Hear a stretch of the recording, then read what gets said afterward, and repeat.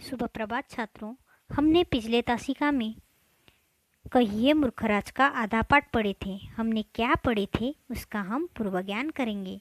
अकबर बादशाह अपने समय के बहुत बड़े शासन करने वाले व्यक्ति थे। उनके दरबार के 9 रत्नों में से बीरबल भी एक रत्न थे। बीरबल बहुत हंसमुख और जवाब देने में होशियार थे। वे छोटी बड़ी समस्या को हंसते हुए सुलझा देते थे।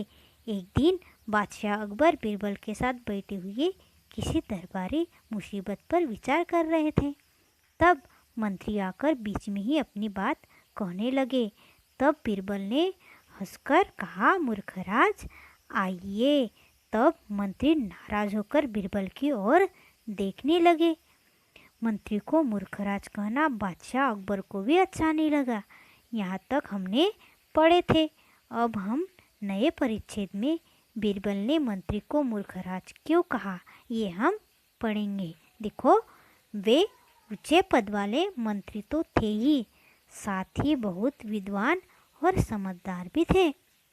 थोड़ी देर में मंत्री भी अपनी बात कहकर चले गए। उनके जाने के बाद बादशाह ने बीरबल से पूछा, बीरबल तुमने इतने बुद्धिमान मंत्री को मूर्खराज कैसे कह दिया। देखो, वे उच्च पद वाले मंत्री तो थे ही, साथ ही वे बहुत विद्वान यानी बहुत अधिक शिक्षित और समझदार यानी बुद्धिमान भी थे। थोड़ी देर में मंत्री तो अपनी बात कहकर चले गए। उनके जाने के बाद बादशाह ने बीरबल से पूछा, बीरबल तुमने इतने विद्वान समझदार मंत्री को मूर्खराज कैसे कह दिया। तो बीरबल ने कहा, हुजूर मनुष्य 4 बातों से मूर्ख कहलाता है। देखो आगे कौन सी 4 बातें हैं। पहला है, 2 आदमी जब अकेले बात कर रहे हो और तीसरा वहाँ बिन बुलाए चला जाए तो हम मूर्ख होता है। देखो, 2 आदमी जब अकेले बात कर रहे हो और तीसरा वहाँ बिन बुलाए चले जाए तो वह मूर्ख कहलाता है। अब देखो दूसरा, जब किन्हीं 2 आदमियों की बात पूरी हुए बिना कोई बीच में बोल उठे तो वह भी मूर्ख होता है। देखो, जब किन्हीं 2 आदमियों की बात पूरी हुए बिना कोई बीच में बोल उठे तो वह भी मूर्ख कहलाता है। कहने वाले की पूरी बात सुने बिना बीच में बोलने वाला व्यक्ति भी मूर्ख कहलाता है।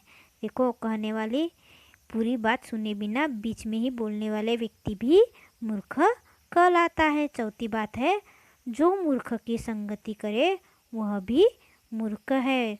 जो मूर्ख की संगति करेगा वह भी मूर्ख कहलाएगा। बीरबल की ये चारों बातें सुनकर बादशाह अकबर समझ गए कि बीरबल ने मंत्री को मूर्खराज क्यों कहा था। देखो, ये 4 बात सुनकर बादशाह अकबर समझ गए कि बीरबल ने मंत्री को मूर्खराज क्यों कहा था। ये पाठ में क्या सीख मिली। तहजीब होना बहुत ज़रूरी है। तहजीब यानी सभ्यता होना बहुत ज़रूरी है। आपके अंदर सभ्यता नहीं रहेगी तो आप मूर्ख कहलाओगे, इसलिए सभ्यता होना ज़रूरी है। अच्छे लड़के बनने के लिए सभ्यता होना बहुत ज़रूरी है। समझ में आया बच्चों।